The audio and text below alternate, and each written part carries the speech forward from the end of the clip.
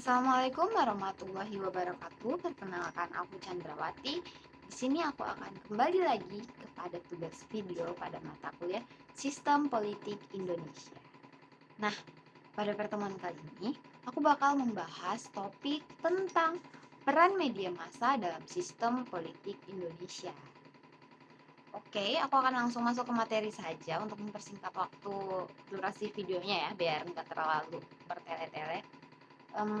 Kita masuk pada pengertian media massa. Media merupakan unsur pokok dalam proses komunikasi.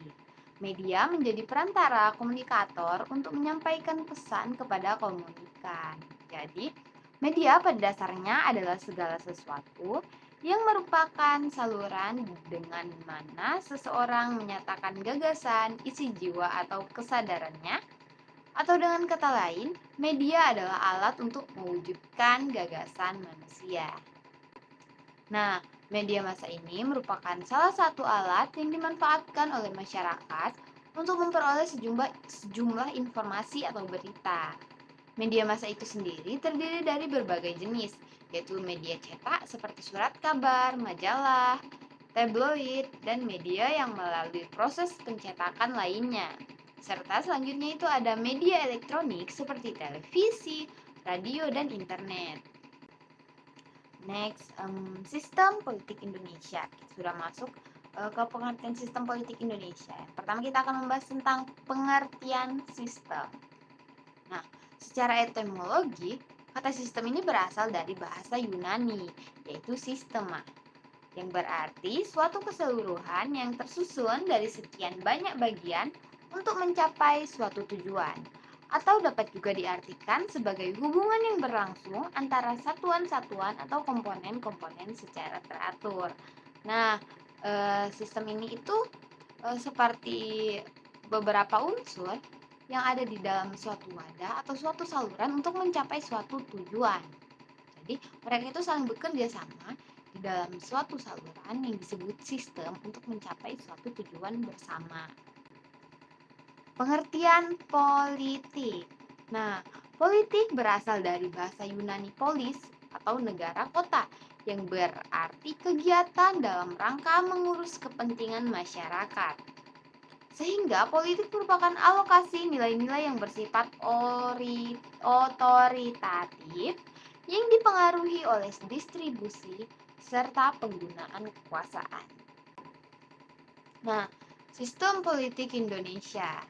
Sistem politik Indonesia adalah sekumpulan pendapat, prinsip yang membentuk suatu kesatuan yang berhubungan satu sama lain untuk mengatur pemerintahan serta melaksanakan dan mempertahankan kekuasaan dengan cara mengatur individu atau kelompok individu satu sama lainnya. Sejak awal berdirinya, Indonesia sudah menjadikan demokrasi sebagai pilihan sistem politiknya. Isi dan mekanisme sistem politik demokrasi Indonesia ini dirumuskan pada batang tubuh Undang-Undang Dasar 1945 sebagaimana dinyatakan pada pasal 1 ayat 2 Undang-Undang Dasar Undang-Undang Dasar tahun 1945 bahwa kedaulatan ada di tangan rakyat dan dilakukan menurut ketentuan Undang-Undang Dasar. Nah, peran media massa dalam sistem politik Indonesia. Kita telah masuk kepada materi yang intinya atau materi pokoknya ya guys.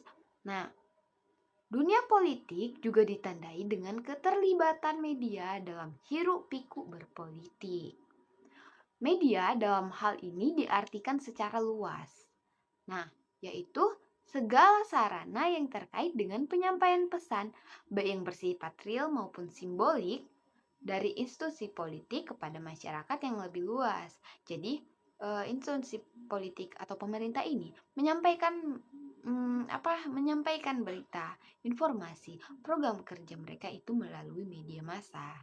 Media massa dalam hal ini berupa TV, radio, surat kabar, dan lain sebagainya yang dapat menyampaikan atau menyalurkan informasi kepada masyarakat. Digunakan media massa sebagai instrumen untuk mengkomunikasikan ide, saran, pesan, dan program kerja politik adalah karena kenyataannya bahwa media dapat dipakai untuk menyampaikan pesan kepada masyarakat luas dengan biaya yang relatif sangat murah. Jadi, media massa ini dapat membantu pihak-pihak politik atau pihak-pihak pemerintahan menyampaikan berita dan informasi kepada masyarakat sekitar, masyarakat luas melalui media mereka dengan biaya yang sangat murah gitu. Selanjutnya, peran media, ini saya ada beberapa peran media dalam politik. Yang pertama itu media dan opini publik. Dengan kemampuan untuk menjangkau massa dalam jumlah yang cukup besar, informasi dari media massa akan dapat menembus populasi yang sangat besar pula. Sementara ini, penelitian dalam komunikasi, psikologi, dan sosiologi menyatakan bahwa cara pandang seseorang itu dapat kita lihat ditentukan oleh jenis volume dan informasi yang mereka dapatkan. Seperti bahwa kita itu dapat informasi yang sama seperti orang yang ingin kita melihat cara pandangnya tadi. Contohnya semisal kamu ingin membaca pikiran atau mengetahui isi pikiran saya tentang suatu hal, kamu harus mendapatkan berita yang sama dengan apa yang saya dapatkan. Next, media dan kekuasaan politik. Kemampuan untuk membentuk opini publik ini membuat media massa memiliki kekuasaan politik.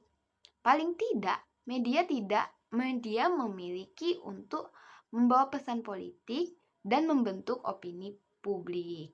Kemampuan ini dapat dijadikan sumber bagi media massa untuk proses tawar-menawar dengan institusi politik. Jadi, seperti mereka itu saling menguntungkan satu sama lainnya gitu. Next, media dan bias persepsi.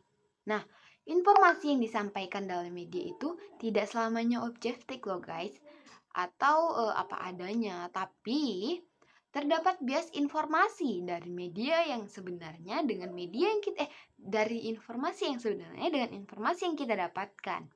Beberapa sumber bias informasi itu dapat terjadi baik dari sisi media maupun masyarakat. Media adalah salah satu sumber bias informasi. Media sebagai identitas terdiri dari beberapa unit, seperti jurnalis, editor, dan sebagainya.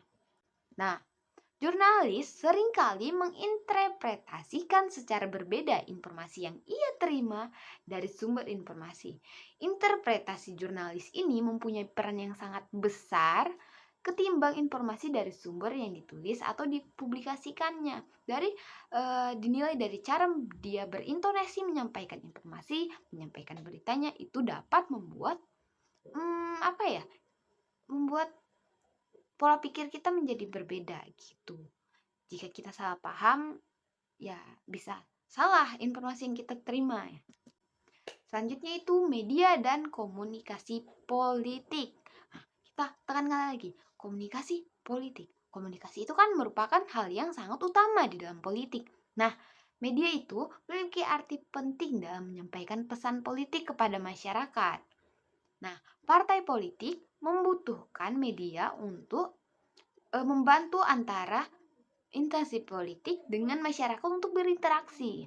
Jadi, media yang memfasilitasikan komunikasi politik dengan kemampuannya dalam menyebarkan informasi secara luas, membuat pesan politik disalurkan melalui media massa. Lagi, peran utama dari politik ini itu adalah komunikasi. Jadi, pesan, program kerja partai, pencitraan itu semua disampaikan oleh partai politik melalui media massa. Semakin besar massa yang dapat disentuh oleh media massa, maka semakin strategis arti media massa tersebut. Ini maksudnya, semakin banyak orang yang membaca atau mengetahui atau men-searching dari berita dari suatu media tersebut, maka media itu lebih terkenal, lebih besar gitu namanya. Yang terakhir adalah media sebagai medan pertempuran. Arti media massa dalam komunikasi politik membuat medan pertempuran dan persaingan politik di dalamnya. Untuk membentuk opini publik terfokus pada media. Jadi, masing-masing partai politik ini akan berusaha tampil dan diliput oleh media massa. Jadi mereka itu bersaing untuk diliput gitu. Setiap aktivitas partai yang mereka lakukan pasti akan melibatkan media massa.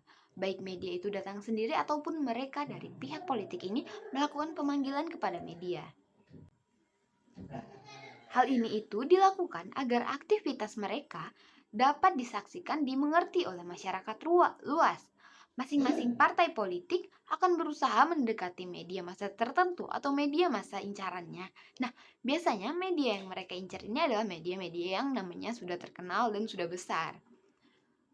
Itu tujuannya agar mereka itu dapat menjangkau atau merangkul semua masyarakat luas membaca atau mengetahui apa saja yang mereka lakukan, seperti itu. Nah, selanjutnya ini media massa sebagai subsistem dari sistem politik. Sebagaimana telah dibahas tentang peran-peran media massa di dalam politik.